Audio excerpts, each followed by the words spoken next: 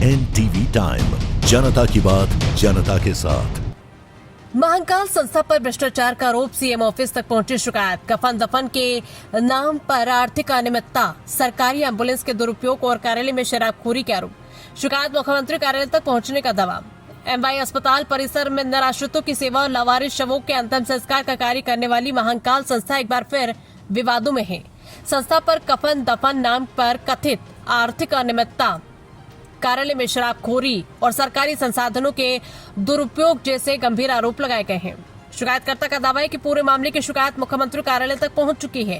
हालांकि इन आरोपों की आधिकारिक पुष्टि फिलहाल नहीं हुई है। जानकारी के मुताबिक 9 जुलाई 2025 को पंजीकृत हुई संस्था को एमवाई अस्पताल परिसर में लगभग 200 वर्ग फीट स्थान पर एक सरकारी एम्बुलेंस उपलब्ध कराई गई थी।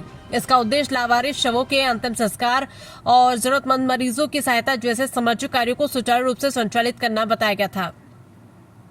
शिकायतकर्ता को आरोप है कि संस्था के कार्यालय का उपयोग सामाजिक कार्यों के बजाय अन्य गतिविधियों के लिए किया जा रहा है। आरोपों में कार्यालय में शराब सेवन, अनाधिकृत वसूली और सरकारी संसाधनों के निजी उपयोग जैसी बातें भी शामिल हैं।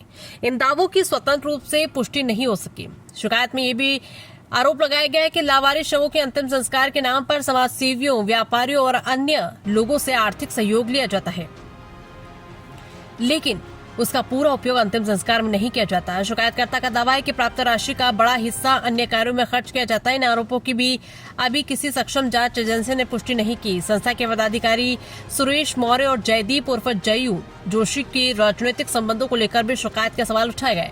साथ ही सुरेश मौर्य के खिलाफ वर्ष 2021 में दर्ज एक पुराने आपराधिक प्रकरण का भी उल्लेख किया गया। हालांकि किसी पुराने प्रकरण का वर्तमान आरोपों से सीधा संबंध स्थापित नहीं हुआ।